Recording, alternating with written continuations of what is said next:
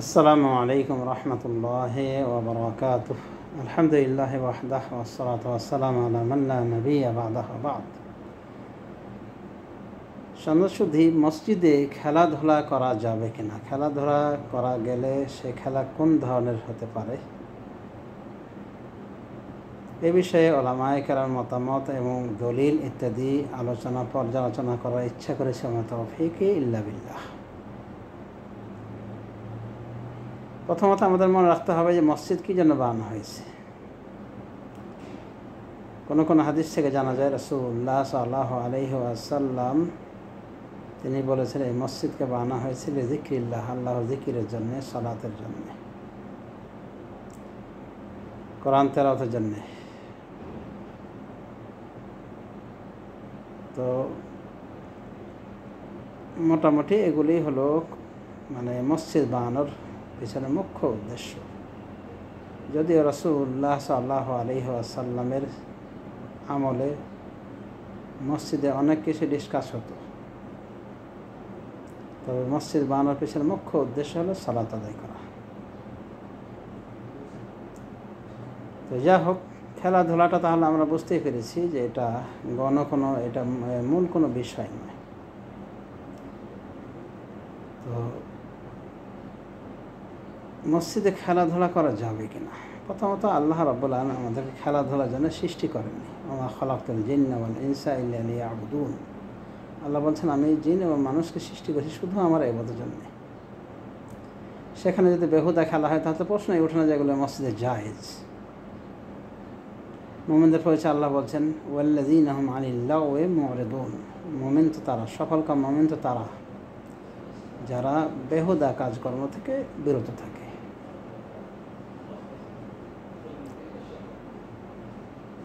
সূরা নূরের ভিতরে আল্লাহ বলছেন মসজিদ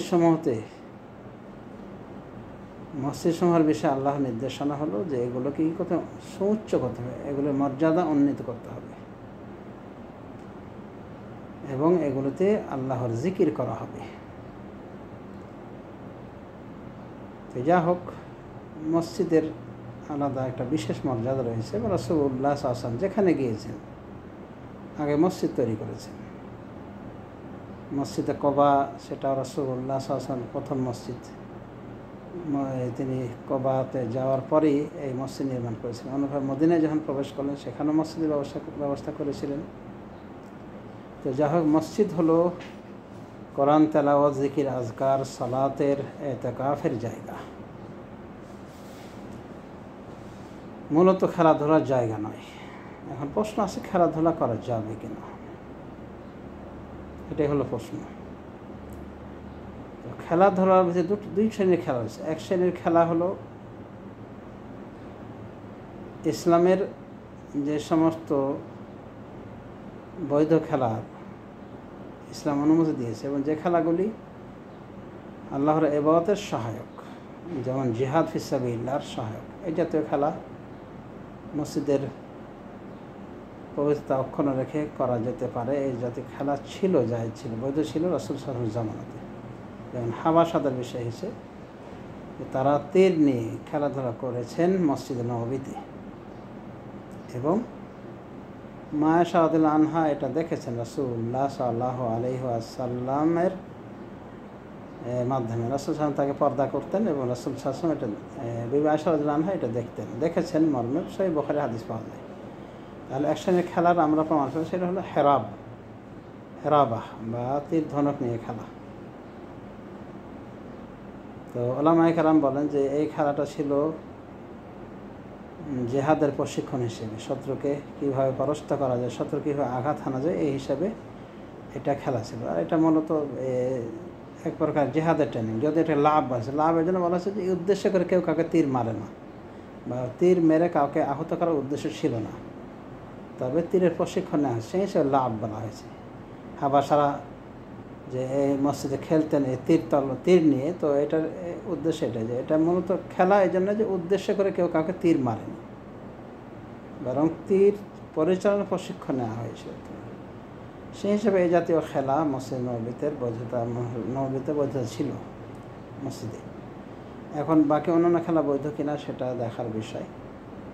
তো সৌদি আরব লাজনা দায়মা থেকে আমি যেটা জানলাম তাদের ফতোয়া থেকে, তারা বলছেন যে এই খেলা যেটা ছিল রাসূলুল্লাহ সাল্লাল্লাহু আলাইহি সাল্লামের আমলে হাবাসীদের মাধ্যমে, এই খেলা মূলত জিহাদের ট্রেনিং হিসেবে ছিল। সুতরাং জিহাদের কাজে, ইবাদতের কাজে যে বিষয় সহায়ক, এই জাতীয় খেলা বৈধ। অন্যান্য খেলা শুধুমাত্র যেটা খেলা ছাড়ার কিছু নয়, এই জাতীয় খেলা বৈধ নয়, জায়েজ নয়। বাকি থাকলো রাহমাতুল মসজিদ মিনাল মসজিদ, সাহরুল মসজিদ মিনাল মসজিদ আমলা, মসজিদের যেটা বারান্দা যেটা বলা হয়, বা মসজিদের যেটা বর্ধিত অংশ, যেটা মিলহাক বলা হয় আরবিতে, বা রাহমাতুল মসজিদ বলা হয়, এই মসজিদটা মসজিদের অংশ কিনা। তো এই বিষয়ে মুহাক্কিক উলামায়ে কেরামের ফতোয়া হলো যে রাহমাতুল মসজিদ মিনাল মসজিদ, সাহরুল মসজিদ মিনাল মসজিদ, মসজিদের বারান্দা, মসজিদের সাথে সংযুক্ত জায়গাটুকুও এটাও মসজিদের অংশ বিশেষ। সুতরাং কথা বলার আর যৌক্তিকতা থাকে না যে এই খেলাধুলা তো মসজিদের বর্ধিত অংশ হয়ে থাকে, এটা বৈধ রয়েছে। না, এটা নয়। খেলা প্রথমত বৈধ কি অবৈধ সেটা দেখতে হবে, আর বৈধ খেলা হলো খেলাটা জেহাদের পথে সহায়ক কিনা সেটা দেখতে হবে, অর্থাৎ ইবাদতের বিষয়টা তার উপর গালেব হয় কিনা, মানে আধিক্যতা লাভ করে কিনা, প্রাধান্যতা লাভ করে কিনা দেখতে হবে। তো লাজনা দায়মের ফতোয়া অনুযায়ী তারা অ্যালাউ করেন না অন্যান্য খেলাধুলাকে মসজিদে, শুধুমাত্র তীর জাতীয় বা জেহাদের সহায়ক বিষয় খেলাগুলি, এক কথায় ইবাদতের সহায়ক বিষয় খেলাগুলিকে তারা বৈধ বলে। তাও তারা মনে করেন এটা রাহমাতুল মসজিদে, এই খেলাটা ছিল রাহমাতুল মসজিদ, মানে মসজিদের আঙ্গিনায় বা সংযুক্ত জায়গাতে।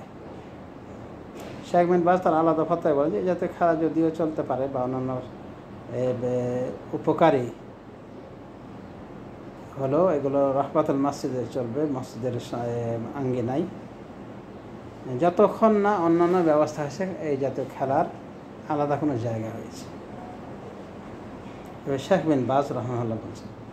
তো লাজনা দায়মের ফতোয়াতে আমরা অ্যালাউ কিন্তু পাচ্ছি না অন্যান্য খেলার, একমাত্র যেগুলো জেহাদের সহায়ক বা ইবাদতের সহায়ক এই জাতীয় খেলাকেই তারা বৈধ বলেছেন, বাকি অন্য খেলা বৈধ করেননি। আর রাহমাতুল মসজিদকে মসজিদের ভিতরেই নিয়েছেন বড় বড় মাশায়েখরা, শেখ বিন বাজ সহ আরও অন্যান্য উলামায়ে কেরাম, এমনকি সৌদি আরব বর্তমানে একজন স্বনামধন্য আলেম শেখ সুলাইমান সলিমুল্লাহ রুহাইলি, তিনি বলেন মসজিদ নববী সম্পর্কে, মসজিদ নববী তো ওটা মসজিদ নববী, এরপর যতটুকু বর্ধিত করা হয়েছে, ছাতা মাথা দিয়ে ঘেরে দেয়, বেষ্টন করা হয়েছে এবং দরজা কপাটের সিস্টেম করা হয়েছে, এগুলো সবই মসজিদে নববী। মানে বলছে এগুলোতে খেলাধুলা করা যায় না, এভাবে না করে দিয়েছিলেন।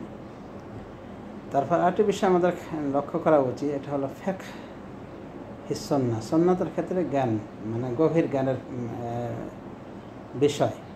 সেটা হলো যে রাসূলুল্লাহ সাল্লাল্লাহু আলাইহি ওয়াসাল্লাম মসজিদের উপর কিয়াস করে আমরা কিন্তু অনেক সময় বিভিন্ন খেলাধুলাকে বৈধ বলি, কিন্তু মসজিদ নববীর অবস্থা সে কারণে কী ছিল, এখন কি এগুলো খেলাধুলার প্রশ্ন উঠবে না। কারণ তাহকিকুল মানাত বলে একটা জিনিস রয়েছে, মানে আপনি যার উপরে যে বিধানটা দেবেন সেটা নিয়ে গবেষণা করবেন, সেটা সেই প্রেক্ষাপটটা এখন পাওয়া যাচ্ছে কি না যাচ্ছে না। মসজিদ নববীর একসময় অবস্থা ছিল যা সহিহ বুখারীতে এসেছে, কানাতিল কেলাব তাবুল ওয়া তুকবিল ওয়া তুদবির আলা আহদি রাসূলিল্লাহ সাল্লাল্লাহু আলাইহি ওয়াসাল্লাম ফামা কানু ইয়ারুশুনা মিন যালিকা শাইআ। সহিহ বুখারী হাদিস। সাহাবী বলছেন যে রাসূল সাল্লাল্লাহু আলাইহি ওয়াসাল্লামের জামানাতে মসজিদ নববীতে কুকুরগুলো পেশাব করত, ঢুকতো, বের হতো, আসতো, যেত, ঘোরাফেরা করত, কিন্তু সাহাবায়ে কেরাম এসবের পরও কোনো কিছু ছিটা দিতেন না, মানে পানের ছিটা দিতেন না। তার মানে এখন দেখা গেল এই হাদিস থেকে যে কুকুরকে মানে বাধা দেওয়া ছিল না, মানে গেট খোলা ছিল, এদিক থেকে ওইদিক, ওইদিক থেকে এদিক, কুকুর ঘোরাঘুরি করতো, ওয়াত্তাবুলও পেশাবও করতো। এখন যদি কেউ মনে করে যে আমাদের মসজিদ সমস্যা কি, আল্লাহ রাসূলের যুগে যদি এরকম থাকে, গেট খোলা থাকে আর কুকুর ঘোরাঘুরি করে, পেশাবও করে দেয়, ওরা যেমন সমস্যা মনে করেন আমরা কেন সমস্যা মনে করব। কিন্তু মুশকিল হলো যে আমাদের মসজিদগুলি কার্পেট বিছানো, সুন্দর করে পরিপাটি করা রয়েছে, যত্নশীল আকারে রাখা হয়েছে। তো শুধু ওই হাদিস দেখলেই হয় না, ফিকহুল হাদিসও দেখতে হবে যে সে যুগের মসজিদের কী অবস্থা আর এখনকার মসজিদগুলির কী অবস্থা। এখন যদি কুকুর পেশাব করে দেয়, ওই আগের অবস্থায় ছেড়ে দেওয়া হয়, তো কুকুর আসবে যাবে ঠিকই, আর পেশাব যে করবে, পেশাবে যে এতটাই দুর্গন্ধ ছড়াবে, যার ফলে দেখবেন যে মুসল্লি যদি একবার আসে দ্বিতীয়বার আর আসবে না। তো এটাই কি হাদিসের উদ্দেশ্য? এটাই কি হাদিসের আমল হয়ে যায়? না, এটা আমল নাই। এই জন্য বর্তমানে ওলামায়ে কেরাম, শেখ বিন বাজ অনেকে বলছেন যে মসজিদ যদি ওয়াসাখ হয়ে যায়, জুতো পরে যদিও নামাজ পড়া সুন্নাহ, কিন্তু বর্তমান মসজিদ কার্পেট বিছানো। তো আমার নামাজ পড়ার কারণে মসজিদে জুতো সহ যদি মসজিদটা ওয়াসাখ হয়ে যায়, দুর্গন্ধ ছড়িয়ে যায় এবং আরও অন্যান্য মসজিদের আসার পথে বাধা হয়, তাহলে লা ইয়াজুজ, এটা জায়েজ নয়। সুতরাং প্রেক্ষাপট দেখতে হবে যে কোন সিজনে এই মসজিদ ছিল, মসজিদের খেলার বিষয়গুলি ছিল, আর এখন আমরা কি খেলা খেলছি। তো এগুলি সব কিছুই আমাদের খেয়াল করতে হবে। হাফিজ ইবনে হাজার রাহমাতুল্লাহ আলাইহি বলেন যে এটা আগের বিধান, মসজিদে যখন দেওয়াল ইত্যাদি করার দরজা কপাট সিস্টেম জারি করেন সেই সময়ের বিধান।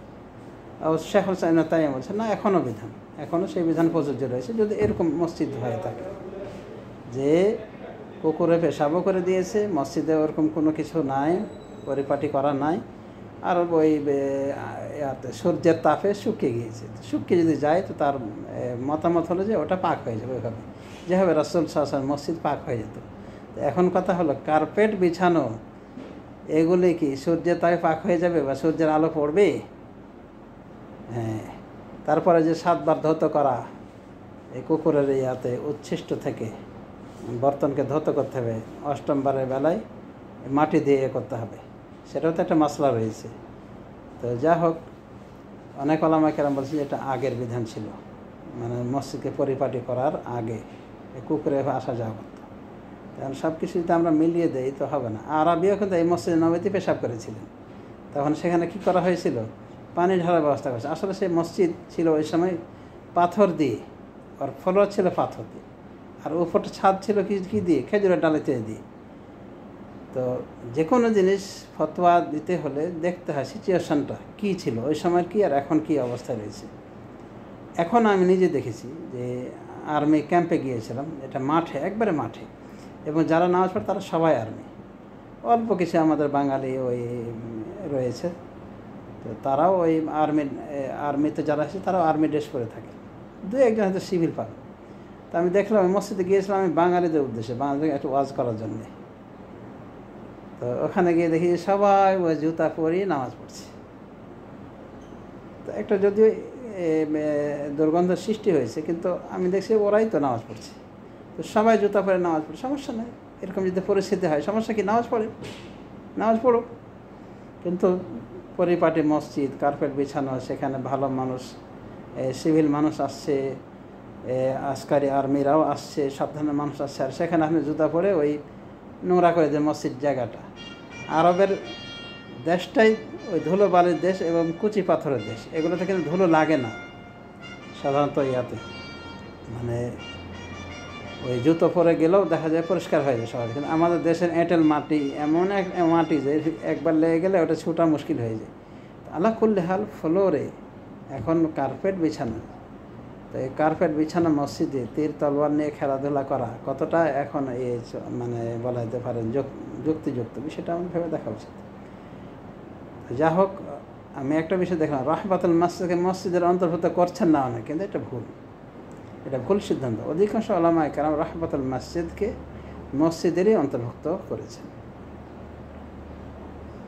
তবে খেলাধুলার বিষয়টা বুঝতেই পারলেন, তার বিষয়ে বিস্তারিত আশা করি আলোকপাত হয়েছে, আশা করি এটাই যথেষ্ট। তো আমরা বলবো যে সব জায়েজ যে করতে হবে এমন নয়। রাসূলুল্লাহ সাল্লাল্লাহু আলাইহি ওয়াসাল্লাম কাবা ঘরকে ইব্রাহিম আলাইহিস সালামের কওয়ায়েদ অনুযায়ী আবার পুনঃপ্রতিষ্ঠা করতে চেয়েছিলেন, কিন্তু তিনি বলেছিলেন মা আয়েশা রাদিয়াল্লাহু আনহাকে, লাউলা কওমুকা হাদিস আহদিন বিকুফর, আয়েশা তোমার কম যদি সদ্য মুসলিম না হতো, মানে কুফরে থেকে কেবলই ইসলাম গ্রহণ করেছে, এরকম যদি না হতো, মানে মুসলিম যদি না হতো, তাহলে আমি কাবাকে কি করে ভেঙ্গে ইব্রাহিম আলাইহিস সালাম যেভাবে করেছিলেন সেইভাবে আমি ওটাকে তৈরি করতাম। কিন্তু করেননি, কারণ তাদের দিলটা চটকে যাবে, পরিবর্তন হয়ে যাবে। এই মুহাম্মদ কাবাতে হাত দিল, তাহলে এটা একটা জায়েজ কাজ হওয়ার পর উত্তম কাজ, ইব্রাহিম আলাইহিস সালামের ভিত অনুযায়ী উনি তৈরি করতে চেয়েছেন, তো এটা খারাপ কাজ, উত্তম কাজ। কিন্তু এটাকেও রাসূলুল্লাহ সাল্লাল্লাহু আলাইহি ওয়াসাল্লাম পরিত্যাগ করেছেন মানুষের হৃদয়ের পরিবর্তন হওয়ার ভয়। তো এরকম বেশ কিছু জিনিস রয়েছে যেগুলি পরিস্থিতির কারণে জায়েজ হলে, উত্তম হলে পরিত্যাগ করাটা কি জ্ঞানের পরিচয়, জ্ঞানীর পরিচয়। সুতরাং একটা জায়েজ হলে আমি সেটা মিডিয়ায় প্রকাশ করে দেবো, আর এদিকে ওই থুথু দিবে মানুষ বা অনেক কিছু বলা বলি করবে, আর আমি ওটাকে জেদের বসে ধরে থাকবো, এটা মাইসির, এটা ঠিক নয়। আশা করি বুঝতে পেরেছেন যে রাসূলুল্লাহ সাল্লাল্লাহু আলাইহি ওয়াসাল্লাম এটাও সুন্নাহ যে মানুষের দিল যেন পরিবর্তিত না হয়ে যায় আপনার একটা জায়েজ কাজের জন্য, মানে তার মধ্যে যেন এরকম পরিবর্তন না আসে যে ধারণা করে বসে, এই দেখ এরা এ করছে, এরা মসজিদকে ফুটবলের জায়গা বানিয়ে নিয়েছে। তো এই জাতীয় বিষয় থেকে বেঁচে থাকার জন্য একটা যদি জায়েজ কাজও হয় তবুও বিরত থাকাটা জ্ঞানের এবং জ্ঞানীর পরিচয়। হ্যাঁ, আগে তালিম দেওয়ার পরে যদি এ হয় সেটা আলাদা কথা। তো বুঝতেই পারছেন মসজিদের ভিতরে খেলাধুলা করার কতটুকু অবকাশ, মসজিদের আঙ্গিনা সেটা মসজিদের অন্তর্ভুক্ত কিনা। যেখানে জুমাতেও যদি পড়ানো হয়, মসজিদ ভরে যেয়ে ওই পর্যন্ত চলে আসে, তবুও সেটা মসজিদ। জুমাতেও যদি পড়ানো হয়, আর এটা তো বেশিরভাগই মূল মসজিদটাই তো পুরোপুরি হয় না জুমা ছাড়া, তাই বলে কি বাকি অংশ মসজিদের অন্তর্ভুক্ত না, মসজিদেরই অন্তর্ভুক্ত। যেখানে দরজা সিস্টেম করে দেওয়া হচ্ছে, অলরেডি বাউন্ডারি করে দেওয়া হচ্ছে, মসজিদ একেবারে সংগ্রহ, সেটা মসজিদেরই অন্তর্ভুক্ত।